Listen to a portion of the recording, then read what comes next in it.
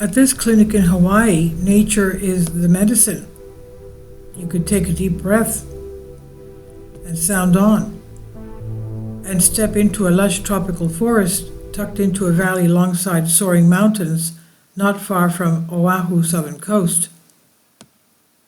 At this clinic in Hawaii, nature is the medicine. The air is filled with birdsong, the land a tableau of soft greens and gentle light.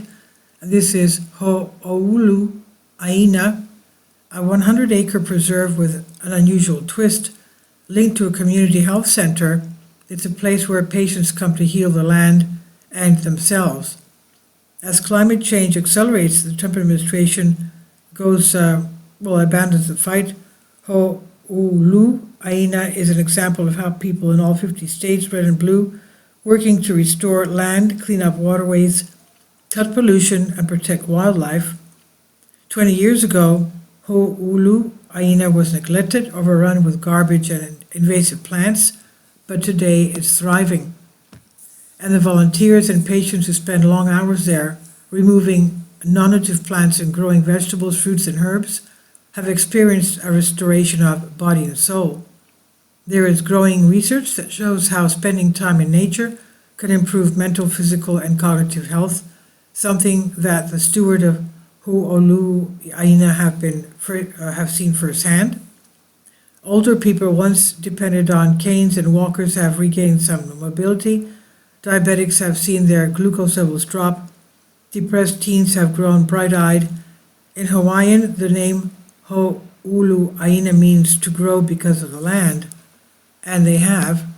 Many people within the health center saw the land as a means to improve human health, sort of a tool, said Puni Jackson, the program director at Ho'oulu Aina. But for Native Hawaiians and Pacific Islanders, who make up a majority of patients in the clinic, the connection to nature is familial and profound. Ms. Jackson said, it's a sacred relationship. Ho'oulu Aina is a 10-minute drive from the clinic, off the thickened road, over the wooden bridge and up the street in the steep dirt driveway that leads to grassy fields bordered by the forest. The land has breadfruit, koa, and banana trees, medicinal plants and taro, organic gardens, low-slung buildings, and a tiny apothecary where Mrs. Jackson, who is also a Native Hawaiian medicine practitioner, sees patients. And while White, who works at a local nonprofit, said whenever he, his wife, and his young son volunteer there, they leave with a sense of invigoration and deep peace. What we are feeling is mana, that energy or the life force of living things in Hawaiian culture, he said. It's the forest, it's the soil, it's the rain, it's the people, it's a sort of magic mix. The roots of Ho'oulu Aina can be traced to the late 1980s, when a young doctor named David Deroff arrived in Honolulu from Minnesota to take a job at the Kalihi Valley Health Center. The center largely serves patients who rely on medicinal or Medicare or pay on a sliding scale. Dr. Deroof began noticing that whether they were diabetic or arthritic, strapping and young or slowed by age, many shared a similar ailment, the sense of dislocation from natural world, which had long ago been taken over for plantations, military bases, expensive hotels, cities, and sprawl. Their culture, their identity, their health really relied on that ancient connection to land, Dr. Deroof said. He's now the center's chief executive. He also noticed a trend among patients who'd grown up in rural areas. When they reminisce about their younger days spent growing food and harvesting medicinal plants in their communities, they'd sit up straighter and enlivened. Their spirit in the room would just shift, said Dr. Deroof, who still practices medicine. He said, I realized there's something here that we need to be doing differently.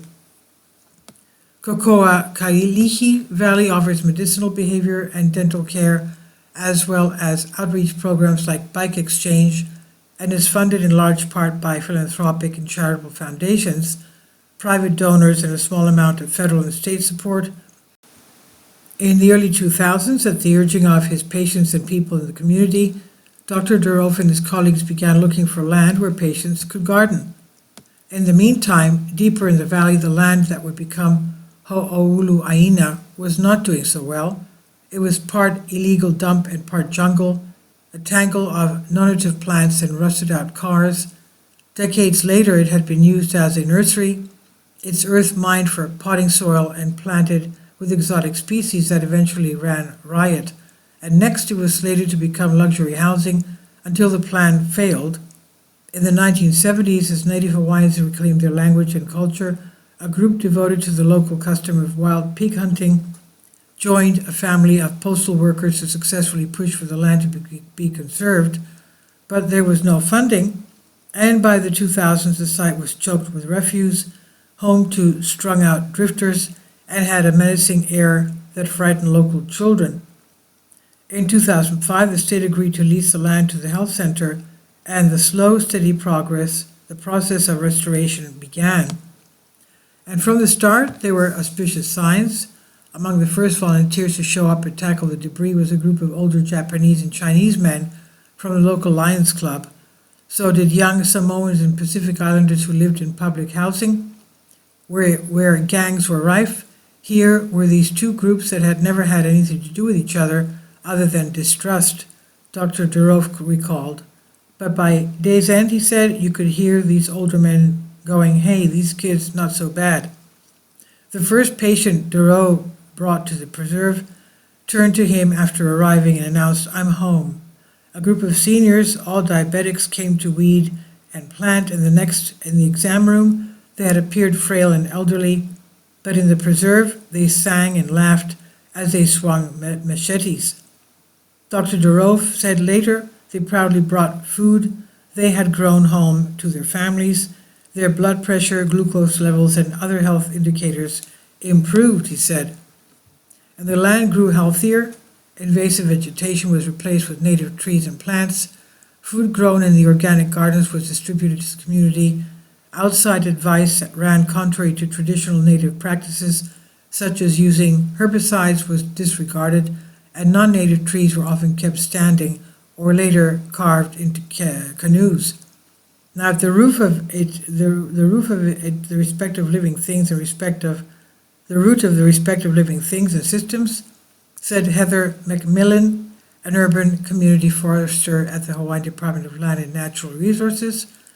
In 2022, she nominated Ms. Jackson for a National Association of State Foresters Leadership Award, which Jackson won. One recent sunlit day, a group of school children visited the preserve.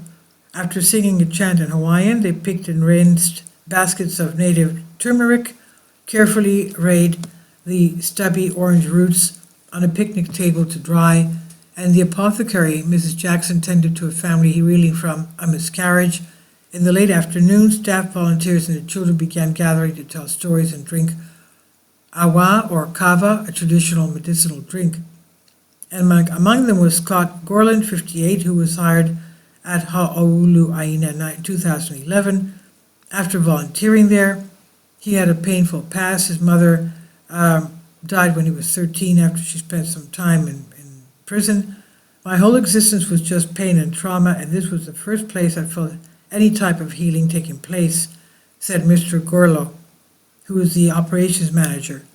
His job includes bringing fourth graders into the forest to pull weeds and plant native taro, bananas, and sweet potatoes for next year's batch of fourth graders to harvest. And that one little move takes them out of the me and puts them into the village, Mr. Garlow said. It's the land that actually does the teaching. As people drank awa, a woman began playing ukulele, and two children sang along. Dusk fell, the birds quieted, and all around the trees in the mountains were folding into the night. And Mr. Garlow said, we're all part of the cycle that is the land. We forgot that, you know. We think man is number one, but we can't even breathe oxygen unless planet exhales. This is from New York Times on DNYUZ. Please leave your comments, and thank you for your support. Please support my Patreon account. The daily posts are 5 videos daily, and they are totally different from what I have on my YouTube channel. thank you so much for your support and that you find all my content so interesting. You'll find the Patreon account details in the description box below.